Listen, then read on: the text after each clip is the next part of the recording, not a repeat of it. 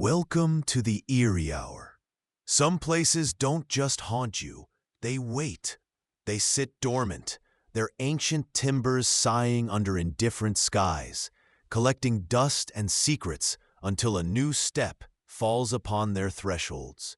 Perhaps you are drawn by curiosity, by a desire for solitude, or perhaps by a need to outrun shadows that follow too closely. But whatever the reason, the old house offers a certain kind of stillness, a hush that promises peace, or perhaps merely an absence of sound loud enough to drown out what truly resides within. This is not just a place to rest, it is a place to listen. To the whispers in the walls, to the groans of settling foundations, to the slow, persistent rhythm of something unseen. The house holds its breath, waiting for you to notice the subtle shift in the air, the chill that has nothing to do with the weather outside, the feeling of being observed by eyes that are not there. It invites you deeper, section by section, into its peculiar silence. If you enjoy descending into the strange and the forgotten, don't forget to like and subscribe, and share your theories below. Now, let's begin. But remember, once the story starts, something always follows. You arrive as the late afternoon sun slants low, painting the tired clapboard a weary gold. The house stands before you, a silhouette against the bruised sky, its windows dark and vacant like blind eyes. You carry your bags inside. The silence inside, thicker than the dust motes dancing in the faint light, filtering through grimy panes. It is the silence of years, undisturbed and watchful. You set down your things and begin to walk the rooms, each step echoing unnaturally loud in the vast emptiness. The air is heavy with the scent of decay. Old wood, damp plaster, forgotten lives. You run a hand over the cool, smooth surface of a banister, tracing patterns left by time. Downstairs, upstairs, through the narrow hallways, each room is a capsule of stillness, holding the ghosts of furniture long gone. Initially, the only sounds are those you bring with you. The soft scuff of your shoes on bare floors, the groan of a floorboard underfoot, the sharp click of a latch as you test a door. But as you move deeper, a new sound emerges from the profound quiet, a faint, rhythmic drip, drip. It seems to come from somewhere distant, perhaps the kitchen or a bathroom on the floor above. You pause, tilting your head, listening. It is slow, steady, utterly monotonous, an old house quirk. You tell yourself, a leaky pipe, nothing more. It can wait. There are far more pressing things, like finding where the water shutoff is, or assessing the extent of the dust. You dismiss the sound, pushing it to the back of your mind. But even as you turn away, the drip persists, seeming to anchor the silence around it. It is too precise, too unwavering for random water flow. It is a pulse in the stillness. You walk towards the kitchen, the sound growing slightly louder, but it remains elusive, seeming to shift location as you approach. A vague unease pricks at you, but you rationalize it away. The house is old, sounds carry strangely. Then you notice it. Near the back door, on the wall beside the pantry, there is a patch of dark discoloration, a stain spreading outwards like a slow bruise. It is damp to the touch, cool and clammy. But the drip, you realize, is coming from somewhere upstairs. The damp spot doesn't correlate. It's wrong. You stare at the wall, the rhythmic drip, drip, drip, continuing its quiet insistence from another part of the house. The unassociated dampness, a silent, chilling counterpoint. The silence doesn't feel quite so empty anymore. The air grows cooler as dusk settles.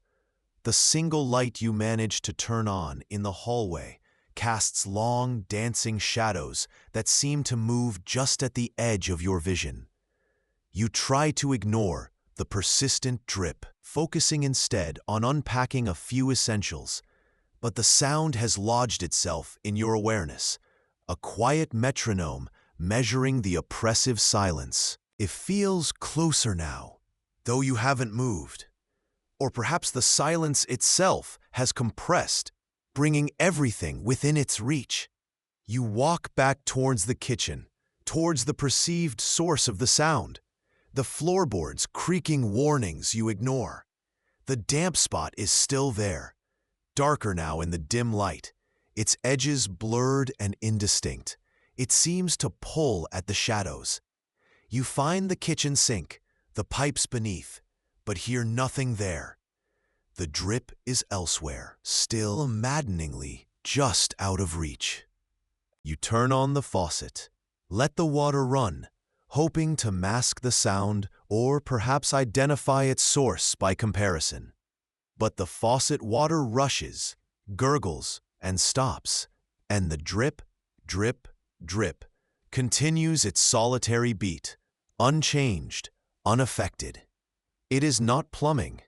A cold dread begins to seep into your bones, much like the dampness spreads on the wall. The house isn't just silent, it is listening. And the drip isn't just a sound, it's a presence. You find a small mirror propped up on a dusty shelf in a corner of the living room, facing away from the light. You pick it up, turning it towards your face, half expecting to see something other than your own pale, strained reflection. The mirror is cloudy, speckled with age, and your image is distorted, wavering like smoke. As you look into the glass, you feel a strange urge to listen more closely to the drip, to understand its rhythm, its meaning. It seems to be calling to you, a quiet summons from the depths of the old house. The damp spot upstairs, the persistent drip, the clouded mirror reflecting uncertainty. They are threads weaving a fabric of unease. You set the mirror down, face still turned away from the light, feeling a nascent sense of fear beginning to blossom in your chest. The initial rationalization is crumbling. Something is here that shouldn't be. The house holds its breath, waiting for you to notice the silence around the drip, not just the drip itself. It is a deliberate, hollow quiet that amplifies the sound, making it the sole focus in the vast emptiness. You find yourself drawn back to the damp spot on the wall. It feels colder now, radiating a chill that the rest of the room does not possess. You trace its outline with a tentative finger, the plaster soft and yielding beneath your touch. It feels unnaturally slick, almost oily. The drip, still persistent from somewhere upstairs, seems to answer the silent dampness, a call and response between two forms of the uncanny. You wander through the empty rooms, the sound of the drip, sometimes fading, sometimes sharpening, always present. You search for the source, but the house seems to actively conceal it, the sound seeming to emanate from contradictory locations simultaneously. A bathroom, then the attic, then back to the walls of the main hallway. It is a trick of the acoustics, you desperately tell yourself, the strange way old houses carry sound. But it feels intentional, a deliberate misdirection designed to draw you deeper into the heart of the strangeness. The house is playing a game, and the drip is the timer. You pass the dusty mirror again. It is still propped on the shelf, facing the wall. You hesitate, a morbid curiosity urging you to turn it around. to see what warped reflection it might offer now that the feeling of being watched has intensified. You resist the urge, turning away quickly, the image of your distorted face from before lingering in your mind. The mirror feels like a threshold, and you are not ready to cross it. Not yet. Back near the damp spot, you notice something new, a faint, earthy smell, like upturned soil after a long rain, but sharper, somehow fouler, emanates from the wall. It is subtle but distinct, clinging to the air around the spreading stain. The drip continues, a relentless rhythm accompanying this new sensory detail. The dampness, the smell, the elusive sound, they are all connected, parts of a single unfolding anomaly. You feel a growing sense of panic bubbling up, a primal urge to flee this quiet, dripping, smelling place. But something holds you there, a morbid fascination, an inability to break free from the house's subtle grip. The silence deepens around the drip, holding you captive. What is dripping, and what is the wall weeping? The questions echo in the empty rooms. The rhythm of the drip has shifted. It is no longer a steady drip, drip, drip.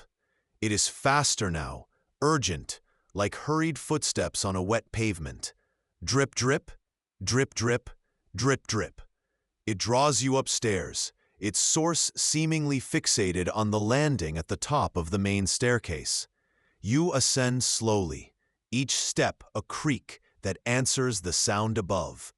The air grows colder with height, the smell of damp earth from downstairs surprisingly following you, though fainter. At the top of the stairs, the sound is loudest.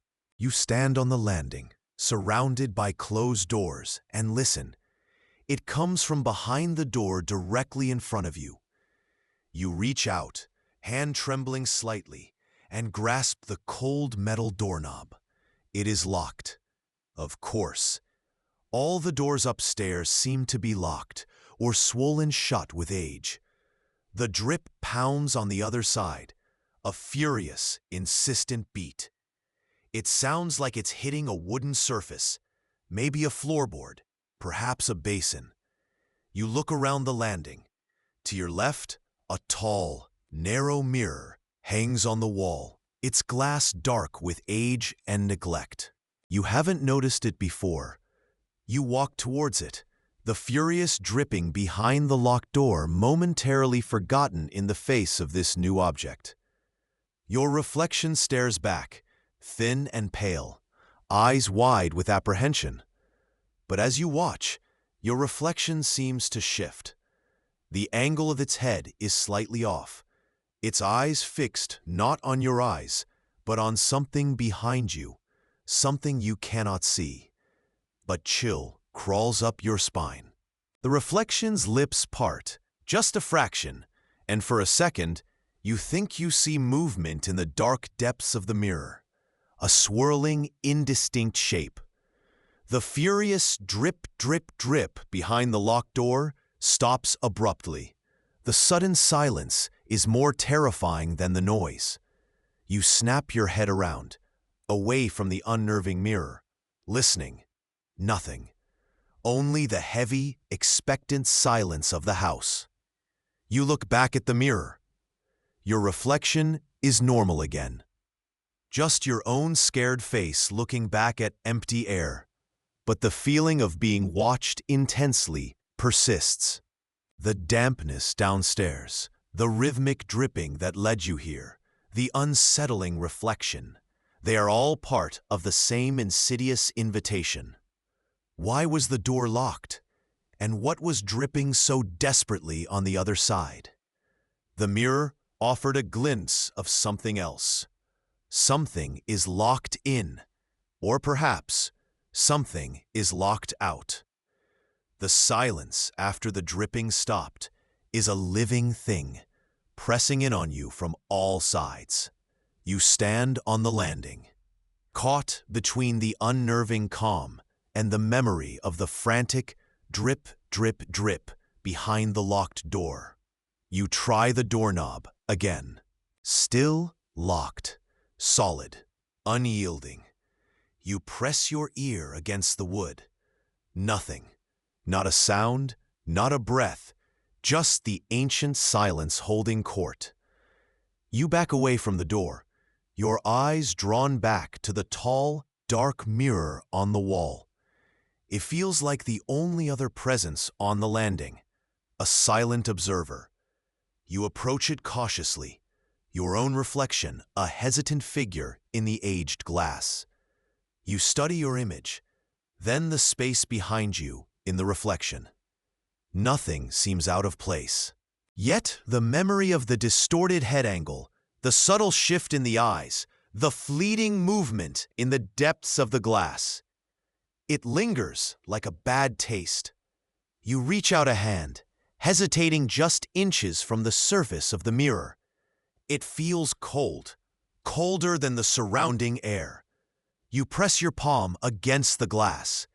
It is hard and smooth, but there is a strange, almost imperceptible vibration within it, a faint hum that seems to resonate deep within your bones. And as you touch the glass, you hear it again. Not the loud, frantic dripping from before, but a quiet, steady drip, drip, drip. The original rhythm, but now it seems to be coming from the mirror itself. From behind the glass, you snatch your hand back, heart pounding against your ribs. The sound stops instantly. The mirror stares back, innocent and silent. But you felt the vibration, heard the sound. The mirror is not just reflecting the room. It is connected to the house's deeper mysteries. The dampness downstairs, the hidden drip, the locked door, and now the mirror acting as a conduit. The house is a network of strange connections. You glance back at the locked door, then at the silent mirror. Which is the greater threat? The one that keeps something hidden, or the one that shows you things that aren't there? The line between what is real and what the house wants you to see is blurring, and your sense of self is starting to fray. The house doesn't just contain things, it is made of them. You sit on the bottom step of the staircase, the quiet drip from the mirror having ceased, leaving behind an oppressive silence. Your mind races, trying to find a rational explanation for what you experienced. A trick of the light, phantom sounds, the stress of being in an unfamiliar old place. But the cold touch of the mirror, the vibration within the glass, the distinct sound of dripping from behind it, these defy simple logic. You glance towards the back of the house, where the damp spot mars the wall. You haven't checked it in a while. Getting up, you walk back through the quiet rooms. The smell of damp earth is stronger now, almost overwhelming in the enclosed space. The patch of discoloration has grown, significantly larger than it was hours ago. Its edges are no longer blurred, but seem to be pushing outwards with a quiet determination. You touch it again. It is even colder, radiating an unnatural chill that makes your fingers ache. It feels almost swollen, as if something is pressing against the wall from the other side. And then you see it. Within the darkest part of the stain, a faint, shimmering movement, like water flowing just beneath a thin surface. It ripples, shifts, forming indistinct shapes that seem to pulse with the subtle vibration you felt in the mirror. You lean closer, mesmerized and repulsed. The movement coalesces, briefly, into something that looks like an eye, dark and vacant, staring out from the dampness. You stumble back, gasping, heart leaping into your throat.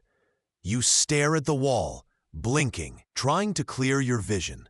The shape is gone, dissolved back into the formless ripple of moisture within the plaster. Was it real? Did you truly see an eye staring from the dampness? Or is the house, the silence, the isolation finally preying on your mind, conjuring horrors from dust and shadow? The mirror upstairs, the locked door, the impossible drip, and now this weeping wall that seems to watch you. The house is closing in, its uncanny elements converging. You are no longer just an inhabitant. You are a participant in its strange, slow unraveling. The dampness feels tied to the mirror, the drip to the locked room, all connected in a web spun from the house's ancient core. You realize, with a chilling certainty, that you cannot leave, not because you are physically trapped, but because the house has claimed a part of you, drawing you into its terrifying logic. What does the dampness see? And what is it waiting for you to do? The silence doesn't answer, but you feel its heavy expectation. The silence has deepened, holding its breath around you. You find yourself walking towards the stairs, drawn by an invisible pull towards the landing, towards the locked door and the dark mirror.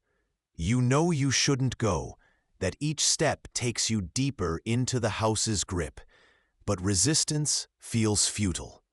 You reach the landing. The locked door remains stubbornly shut. The mirror hangs on the wall, dark and quiet. You approach the mirror, your reflection a ghost in the glass. You stare into your own eyes, searching for some sign of sanity, some anchor to the world outside. But your reflection looks tired, haunted, its eyes holding a nascent madness you don't recognize. And then, slowly, deliberately, your reflection smiles. It is a thin, unnatural smile, cold and knowing, that doesn't reach your reflection's eyes. Your own face remains frozen in apprehension. The reflection's smile widens, revealing teeth that seem too sharp, too numerous. Its head tilts, just as you saw it before, watching something behind you that isn't there. A faint sound emerges from the mirror. Not the drip this time, but a soft, wet scraping, like something dragging itself across damp stone. You back away from the mirror, stumbling, your reflection's terrifying smile the last image burned into your retinas. The scraping sound stops. The mirror is just glass and dust again, showing only your own terrified form. But you know what you saw, what you heard. The mirror is a window, or perhaps a door, to whatever resides in the dampness, behind the locked doors, within the walls. The house isn't just waiting, it is reaching. The dampness has seen you. The drip has called you. The locked door guards a secret, and the mirror has shown you a piece of its occupant. What happens when the dampness finally breaks through? The house is no longer silent. It whispers your name in the language of dripping water and shifting reflections. The silence has returned, heavy and absolute. The mirror is still, its surface dark and unreadable. The scraping sound has stopped. The locked door remains shut. The dampness downstairs. You haven't checked it since you saw the eye. You don't want to. You know with a cold, settled certainty that it is still there, perhaps larger, perhaps showing something new. You sit on the floor of the landing, your back against the cool wall, listening to the profound absence of sound. The house feels drained, as if the flurry of activity, the frantic drip, the shifting reflection, the phantom eye, has exhausted it, leaving it in a state of dormant watchfulness. But the feeling of being watched has not dissipated. It has merely become a quiet, constant pressure, like a hand resting lightly on your shoulder. The recurring motif of the drip seems to have faded, replaced by the unnerving stillness. The mirrors, however, feel more potent than ever, even though they are now just passive objects in the dim light. You avoid looking directly at the one on the landing, keeping your gaze fixed on the dust motes dancing in the faint light from the window. You understand now that the mirrors are not just reflective surfaces. They are membranes, thin barriers between this world and the one that resides in the house's depths. The psychological residue of the past hours is a cold film over your consciousness. Rationality has fled, leaving behind a chilling acceptance of the inexplicable. The house is alive in a way you cannot comprehend, its life force tied to dampness, sound, and reflection. The questions remain unanswered. What is behind the locked door? What does the damp wall conceal? What did your reflection truly show you? They hang in the air, heavy and unanswered, dissolving into the pervasive silence. You know you should leave. Walk out the front door and never look back. But the thought feels distant, unreal. The house has settled into your mind, a part of its dust and decay now irrevocably intertwined with your own thoughts. The horror wasn't an event. It was a process, a slow descent into a reality where walls watch and reflections smile. The drip was just the beginning, the first thread pulled from a tapestry of quiet dread. The house is waiting again. And if you hear it again tonight, don't answer. Not yet. Welcome to the eerie hour. Some places don't just haunt you, they wait. She remembers the day she arrived. The house stood on a small rise overlooking the town, a place forgotten by time, wrapped in ancient oaks and long shadows. Dust motes danced in the few slivers of light that pierced the drawn curtains. The air was thick with the scent of aged wood, damp plaster, and something else she couldn't quite place, like ozone before a storm, or maybe just stale air trapped for decades. You felt it immediately, the quiet difference, the way sound seemed to soften and absorb itself here. This wasn't just an old structure, it felt like a place holding its breath. The first night, settling in, the only sound was the house settling, groans in the timbers, and a single persistent drip somewhere deep within the walls, a tiny metronome in the vast, oppressive silence. It was unsettling, yes, but easily dismissed. An old house has old plumbing. A single drip is nothing to fear. Just a reminder of water moving unseen beneath the surface, a small, contained leak in the quiet. If you enjoy descending into the strange and the forgotten, don't forget to like and subscribe, and share your theories below. Now, let's begin. But remember, once the story starts, something always follows. Sex. The isolated drip is no longer alone. Its rhythm persists, a lonely anchor, but now other drips join it, a chorus spreading throughout the house's hidden arteries. A faint tap from behind the kitchen sink, a soft plink echoing from the wall near the staircase, a more insistent trickle from upstairs, behind the guest bathroom mirror. The sounds are no longer just the clean, sharp report of water hitting water or wood. They carry something else, a faint, static-like undertow, a low hum buried deep within the plumbing's murmur. You press your ear against the cold plaster, trying to isolate it. Listen closely. Strain your hearing against the house's natural creaks and sighs, and you might discern a faint murmur, like distant voices blurred by distance and distortion, or the restless shifting of a vast, underground lake. It is subtle, frustratingly so, easily dismissed as the house settling deeper into its foundations, or the wind whistling through vent pipes, or simply your own tired mind playing tricks in the quiet. But the dismissal feels less convincing each time. A growing sense of unease begins to wrap around you, a quiet dread that makes it difficult to truly relax, to let silence feel like peace. Sensory details amplify this low-level disturbance. The air feels different, thicker sometimes, carrying a faint, metallic scent that wasn't there before.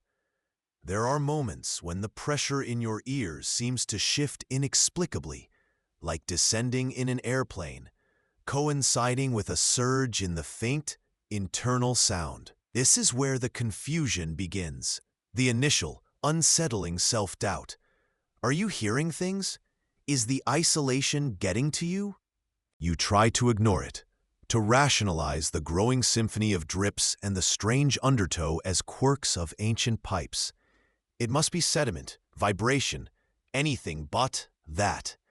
But the static or murmur within the pipe sounds begins to manifest more clearly during specific times, often when the house is at its stillest, after midnight, or in the deep quiet of midday. The isolated drip has given way to a low chorus of low sounds, like many sources contributing to the noise, a hidden congregation waking up beneath the floorboards and behind the walls. You start noticing patterns in when or where the sounds are loudest, despite no logical explanation, like water use or changes in external weather. The static seems strongest near the staircase or directly below your bedroom floor, areas where no active plumbing should be making that kind of noise. It feels less random now, more deliberate, even if you can't articulate why. What if the sounds aren't just passing through the pipes, but are coming from them? A murmur within the walls starts to change. It loses some of the water-like quality, becoming less like distant rushing and more like actual static, the white noise of a detuned radio but emanating from the very structure of the house. This is the central uncanny event now. It doesn't stay in the pipes. It bleeds out, a low, persistent hum that seems to vibrate in the air itself, settling on surfaces.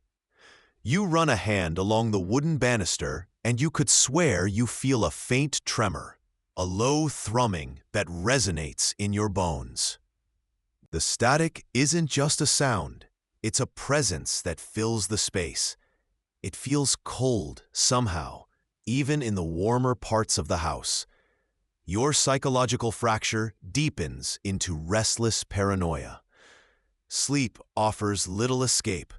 The static follows you into dreams, manifesting as distorted whispers just beyond your comprehension, or the feeling of being watched by something just outside your peripheral vision. During the day, you jump at sudden noises, your nerves frayed taut. You find yourself constantly listening, trying to pick the static out from the normal sounds of the house, and in doing so, you give it power. The mirrors feel different, too. They seem to catch the light oddly, reflecting the room back at you with a subtle distortion, a visual equivalent of the static you hear. You avoid looking directly into them in dim light, catching only glimpses of movement you tell yourself are just shadows playing tricks. This visual motif, the disturbed reflections, intertwines with the auditory static. One vivid atmospheric detail is the feeling of the air itself becoming heavy, charged. Sometimes the hairs on your arms stand on end for no reason, accompanied by a sudden surge in the static's intensity. It feels like standing too close to an old television screen, the air thick and buzzing. You try covering the mirrors, draping cloths over them, but the feeling persists. The static seems to seep through the coverings, a felt presence more than a sound. You wonder if covering them acknowledges something you shouldn't, that the reflections are more than just light on glass. An ambiguous line forms in your thoughts.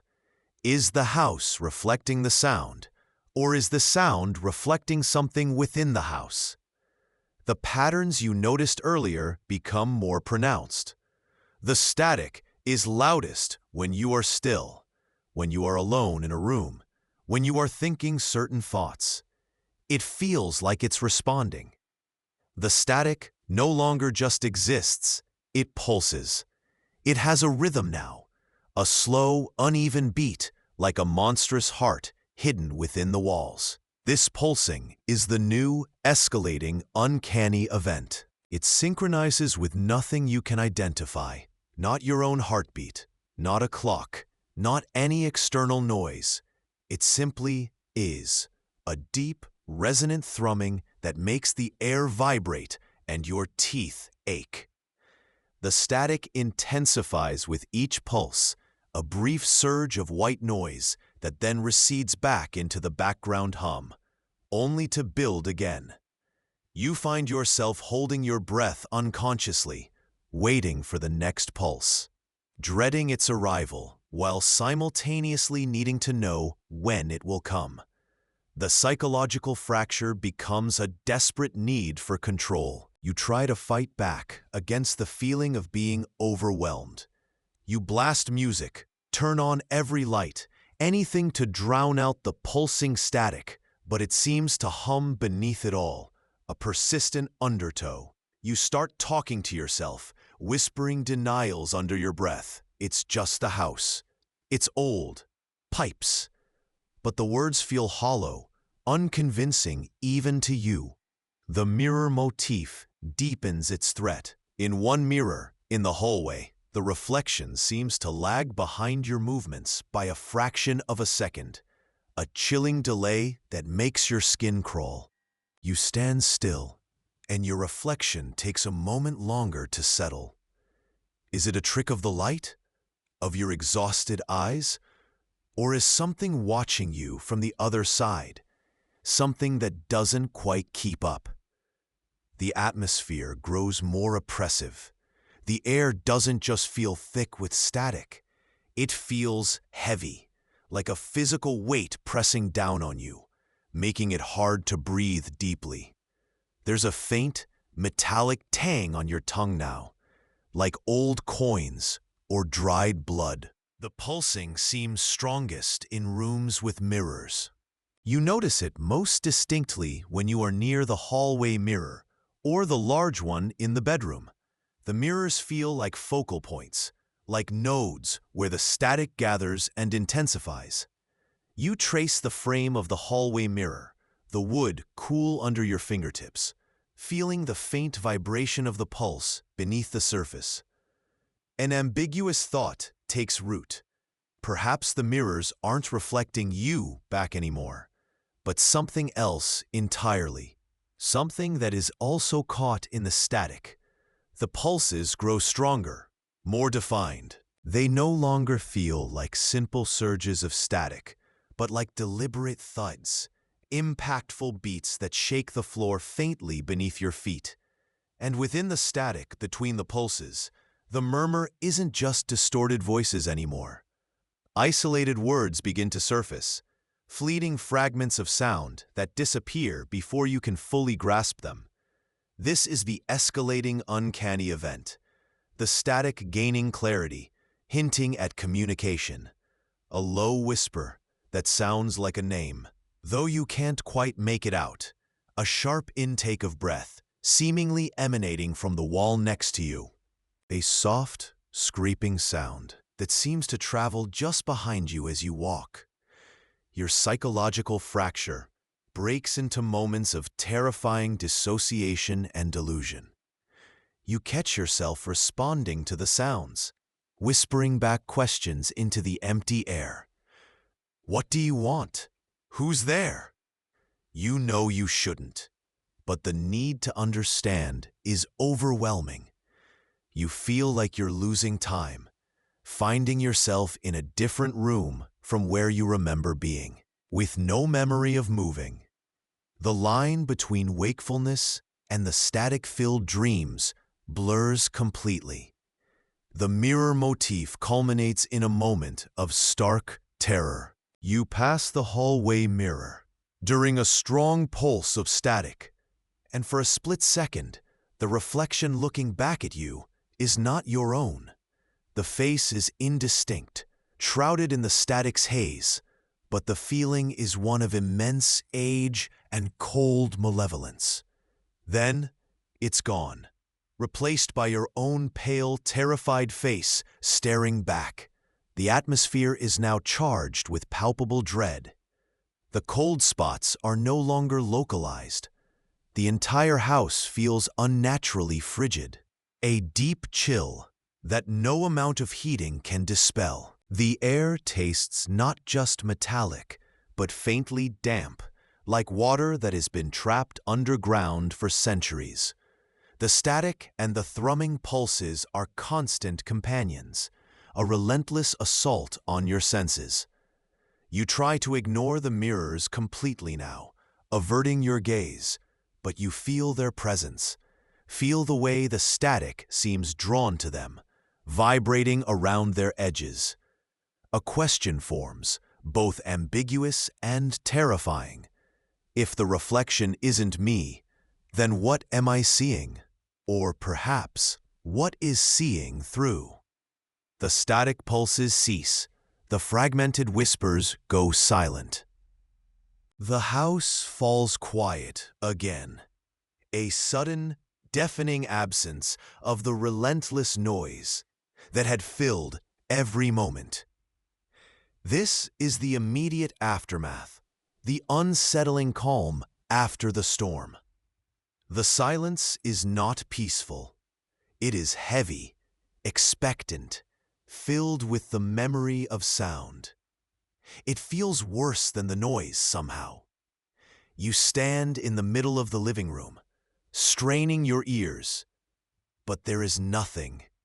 No drip, no hum, no pulse, no whisper. Only the profound stillness of a house that has returned to holding its breath. The psychological residue is pervasive, a fine dust of fear settled deep within your mind. You are not the same person who entered this house. The world feels subtly off-kilter, the edges of reality blurred. Every creak of the floorboards sounds like a deliberate footstep. Every shadow seems too deep, too still. You find yourself listening constantly, compulsively, for the return of the static, and its absence is a torment all its own. Sleep is still difficult, haunted by the echo of sounds that aren't there and the fleeting glimpse of a face that was. The unanswered questions hang in the silent air like cobwebs you can't brush away. What was it? Was it in the house or in you? Did you drive it away or did it simply leave? And why? The symbolic motif of the static is gone, but its impression remains. The silence feels like static, a heavy, formless presence that presses in from all sides. The mirrors are still covered, the cloths draped over them like shrouds. You haven't uncovered them, and you don't plan to. You avoid their muffled surfaces, preferring not to know what they might or might not reflect now. The house waits, still and silent, but you feel its attentiveness. You feel its gaze, perhaps from behind the very walls where the sound used to live. You feel the potential for sound to return at any moment without warning. And if you hear it again tonight, don't answer. Not yet. Welcome to the eerie hour. Some places don't just haunt you, they wait. They settle into your bones like damp air, and you feel the weight of forgotten years pressing in. This house, with its peeling wallpaper and the persistent scent of something old and metallic, has that waiting quality. You felt it the moment the key turned in the lock, a cold, ancient shudder that wasn't just the mechanism. It's a stillness here that feels deliberately held, a breath perpetually paused. The air itself seems thick with it. Something happened within these walls, or perhaps something is waiting to happen again. The floors creak under your weight, not just with age, but with a kind of watchful tension, as if the wood is listening. The light, even on the brightest days, struggles to penetrate the dust-laden windows, casting long, uncertain shadows that shift when you're not looking. It's like the house itself is the first layer of mystery. Its silence, a language you haven't learned yet, but feel compelled to understand. This stillness, this waiting silence, is the first anomaly, the first sign that this isn't just an old building, but something else entirely. A small, tarnished key, found on a ledge above the main door frame, feels disproportionately heavy in your hand. It doesn't fit the front lock, or any lock you can find readily. It's just there, a single, unexplained object. A sense of profound unease settles deep in your gut, a slow churning that tells you this was a mistake. You tell yourself it's just the stress of moving, the unfamiliar surroundings, but the feeling persists, a cold knot tightening with each passing hour. You look around the dusty, quiet rooms, and for a moment, you feel utterly, terrifyingly alone, despite being the only one here. If you enjoy descending into the strange and the forgotten, don't forget to like and subscribe, and share your theories below. Now, let's begin. But remember, once the story starts, something always follows. The initial quiet doesn't last. It never does in places like this. The stillness begins to fray at the edges, thin threads pulled by imperceptible forces. You start noticing the sounds that aren't supposed to be there. The distinct thud from an empty room above, the faint scrape against a distant wall, the low, resonant hum that seems to emanate from the structure itself. They are subtle at first, easy to dismiss as the house settling, the old pipes groaning, the wind outside finding new ways in. But they are persistent, weaving themselves into the fabric of the silence, making the quiet feel less like an absence of noise and more like a presence holding its breath. This escalation of ambient, unidentifiable sounds is the next turn of the screw, the uncanny event that draws you deeper. One particularly cold evening, standing near a large, dark window, you hear what sounds exactly like footsteps pacing slowly in the room overhead, a rhythmic weight on the floorboards where you know nothing resides. The glass of the window is icy to the touch, radiating a bone-deep chill that has nothing to do with the weather outside. It's an internal cold, seeping from the very panes. This intense, localized cold is the vivid atmospheric detail that anchors the moment. You stand frozen, listening to the phantom steps, and a new kind of fear blooms in your chest. Not panic, but a creeping, insidious dread that whispers you are not alone. This is the first true moment of psychological fracture, the point where rational explanations begin to crumble under the weight of undeniable, unnatural phenomena. The small, tarnished key you found feels heavier still, tucked away in a drawer. You catch yourself looking at it, wondering if it belongs to one of these sounds, if it could unlock the source of the footsteps or the hum. Its presence, a quiet weight in the background, becomes a recurring symbolic motif, a potential key, a possible answer, or just another mystery locking you in. You hear the slow, deliberate footsteps fade, replaced by a silence that feels even more watchful than before. Was it the house playing tricks, or something else entirely, waiting just beyond the edge of your perception? The sounds persist, weaving themselves into the very air you breathe within these walls. No longer just thuds or scrapes, the murmurs begin to separate themselves from the ambient noise, becoming distinct whispers. They seem to emerge from the pipes, from behind the walls, under the floors, through the faucets, distorted and muffled, but undeniable. At first, they are nonsensical, random syllables or sounds that defy meaning. But then, fragments begin to surface, hinting at something more coherent. A whispered name you can't quite make out, a cryptic phrase lost before you can grasp it. This is the central uncanny event for this phase, the transformation of noise into apparent, if fragmented, communication. You spend hours now, drawn to the spots where the whispers seem strongest. A certain drain in the basement that always seems to sigh. A cold radiator in an upstairs bedroom that seems to vibrate with low voices.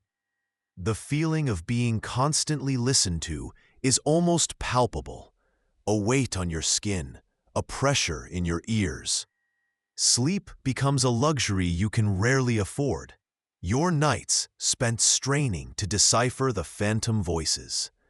This relentless listening, this obsession with tracing the sounds is the core psychological break, escalating your anxiety into a consuming fixation. You begin researching the house's history, poring over old town records and dusty books, desperately hoping for an explanation in the past.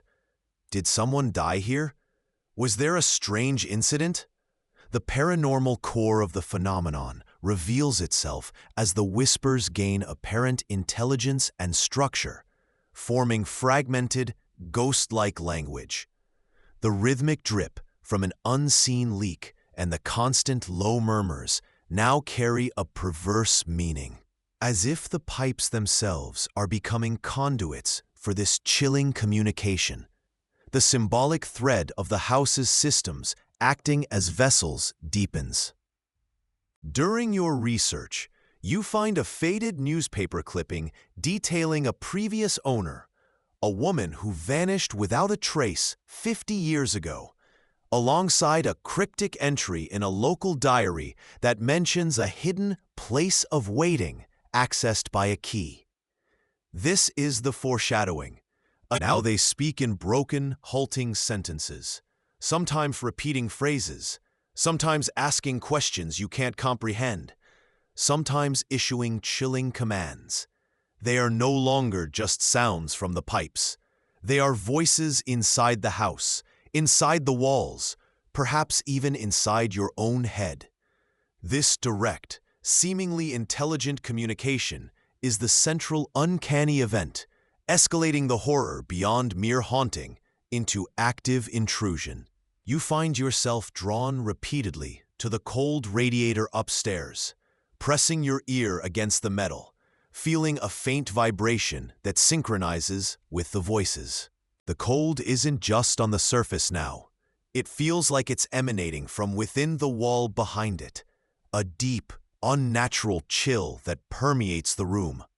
This specific, unnatural cold is the vivid atmospheric detail that focuses the terror. Your research into the missing woman continues, and the whispers seem to react to it, growing louder when you find a relevant date or name, sometimes uttering the name from the newspaper clipping. The line between the house's history and the present voices blurs, leading to a profound moment of psychological fracture. A paranoid certainty that the house remembers, that it is guiding you, or perhaps misleading you, towards some terrible truth. You handle the small, tarnished key more often now, running your thumb over its intricate, unfamiliar cuts. The whispers seem to focus on it sometimes, A low sibilant sound like key, T, find the lock, the lock.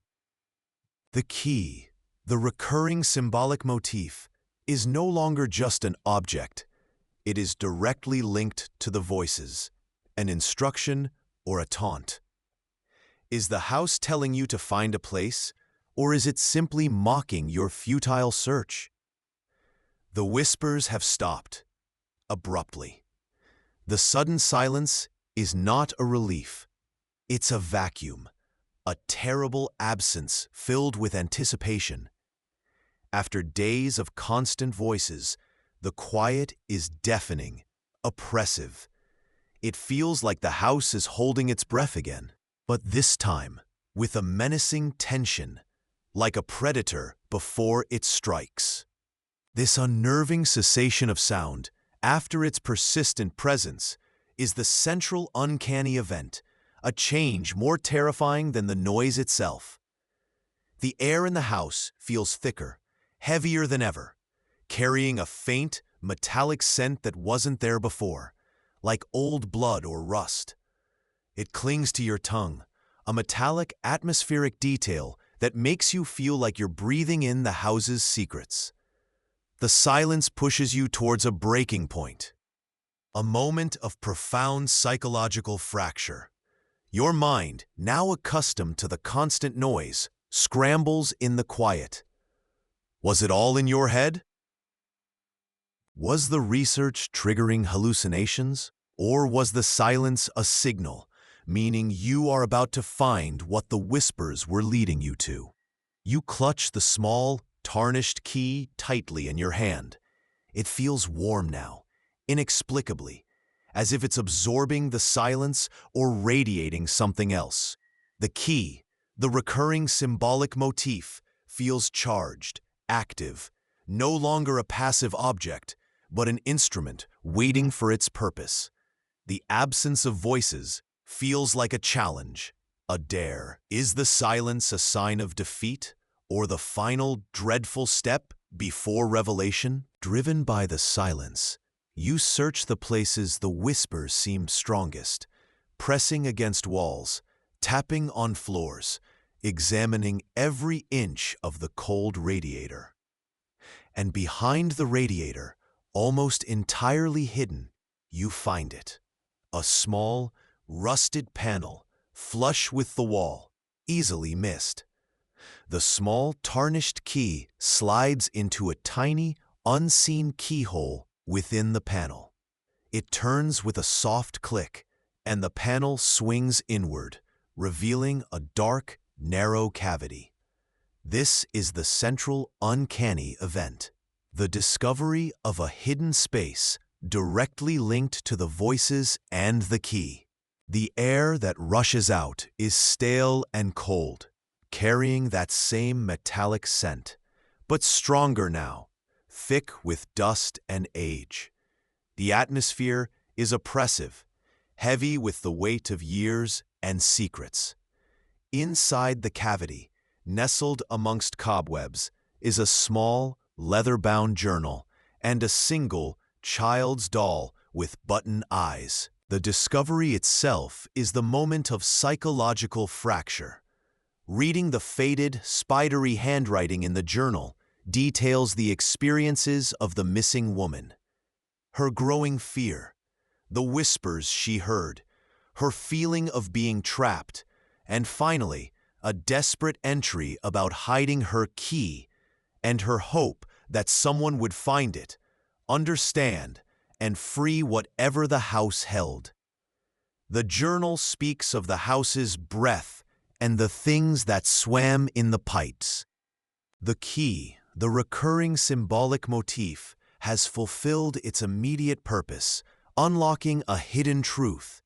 But the truth is more terrifying than you imagined, linking the past directly to your present experience. The doll's button eyes seemed to stare out of the darkness, unblinking. It wasn't just a hiding place, it was a tomb or a cage. And what did the whispers want you to free? The journal lies open on the floor, its fragile pages whispering their own silent horror.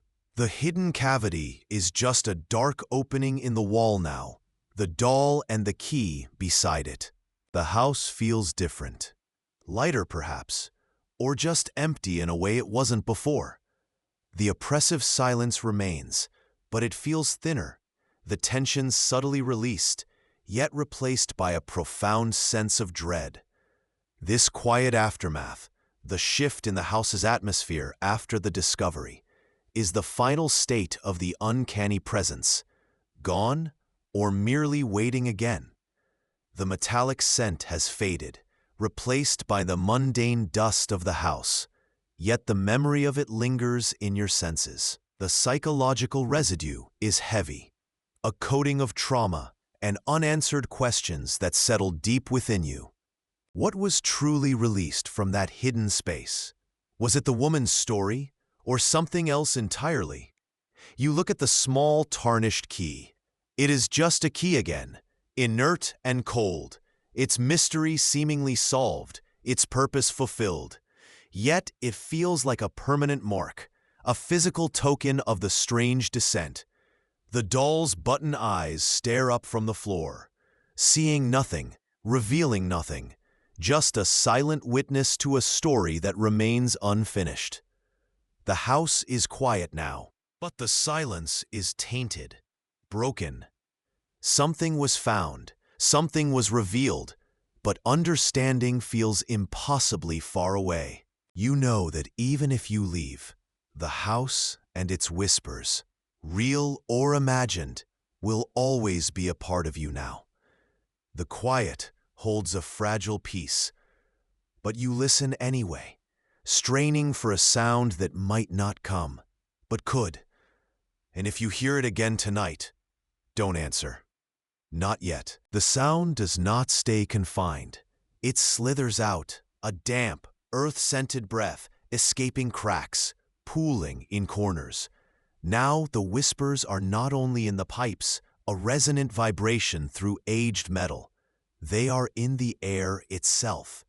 They cling like the suffocating humidity that never leaves, a thick blanket you try to push away, but which only presses closer. They come from the walls, from the space beneath the floorboards, and most terrifyingly, they come from inside your head. They are a constant, low-grade static behind your eyes, a ceaseless murmur just beneath the threshold of understanding. Not loud, not demanding, but insidious. They are everywhere at once, overlapping, weaving narratives that pick at the threads of memory. Did that happen? Was that you? Simple things become slippery. The name of a loved one dissolves on your tongue. The year you were born feels like a number assigned to someone else. You stand in a room, reaching for something, and the purpose of your hand evaporates mid-stretch. There are moments you watch your hands move as if from a distance, seeing the shape they make, but feeling no connection to the intention behind it. Dissociation sets in like a cold, internal tide. The air is so heavy now, thick with the scent of wet plaster, and something vaguely organic, like forgotten roots. It's not just difficult to breathe, it feels wrong to breathe. As if the air itself is exhaling, a vast, unseen presence filling the space you need. And you feel it in your chest, a tightness that isn't fear, but a physical struggle for breath, a struggle that seems to mirror the slow, heavy exhalation of the house around you. The static in your mind intensifies, no longer just sound, but a feeling, a texture. It is the sound of thoughts colliding, of memories being shredded, of something else inserting itself into the quiet spaces of your consciousness. The whispers become clearer now, less like distant chatter and more like suggestions, impulses. You are always here. This is where you belong. You feel dampness on your skin, the cold sweat of confusion, but also something else. A pervasive moisture that seems to come from within the very pores of your body, mirroring the perpetual damp of the house. The recurring motif of static has morphed. It is the sound of your mind fraying, interwoven with the voices that claim dominion. The core of the supernatural influence is no longer about things seen or heard outside. It is about the invasion of the innermost self. The most profound psychological fracture occurs when you can no longer distinguish your own thoughts from the whispered static. They blend, merge, become one confusing, terrifying stream. You look at your reflection, if you dare, and wonder who is looking back, or if anyone is home at all. The house isn't just outside anymore. It is in your lungs, behind your eyes, in the static hum of your disintegrating mind. You might believe, for a terrifying moment, that the whispers are you, finally speaking your truth. The air is thick, heavy, hard to draw in. It feels like breathing water, and you wonder if the thoughts were ever truly yours. The whispers reach their crescendo, an impossible cacophony of voices, static like ripping fabric, and the sound of water rushing, boiling, freezing, all at once within the unseen veins of the walls. It is a sensory assault that pushes you past every conceivable breaking point.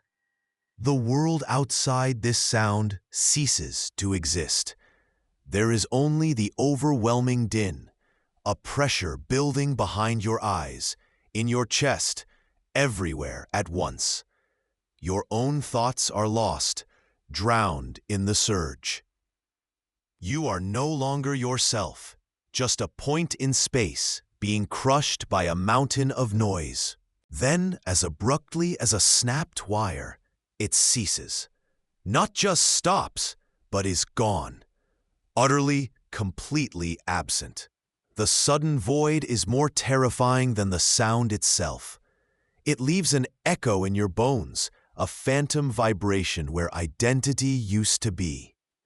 Hollowed out, scooped clean, yet strangely filled. She stands there, or what remains of her stands, in the oppressive silence. Her eyes are wide, vacant, reflecting nothing in the gloom. There is no more fear, no more doubt, only a vast, quiet understanding. The dripping sound that marked the beginning, the subtle static that hummed in the background, they are not gone. They're simply no longer external. They resonate now from deep within you, or within the space where you was.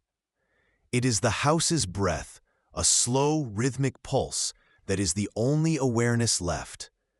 You are the static.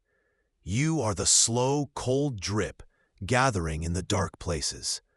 The sense of being broken is absolute, but not unwelcome. It feels like a final, necessary shedding. The house has not broken her. It has absorbed her, integrated her into its quiet, watchful presence. The recurring motif of static is no longer a sound outside, but the hum of existence itself, the background noise of being part of the structure, of the entity that waited. The uncanny event was not just the sound, but its consumption of consciousness, leaving behind this silent, empty vessel filled only with the house's own resonance. An ambiguous line hangs in the still air, unheard yet felt. Perhaps this silence was always the loudest sound of all. There are no more unanswered questions, only the quiet affirmation of what is.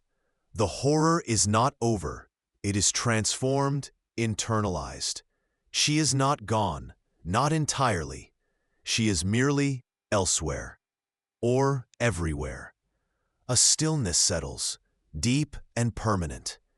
The air itself feels heavier, saturated with the quiet understanding of dissolution. And if you hear it again tonight, don't answer. Not yet.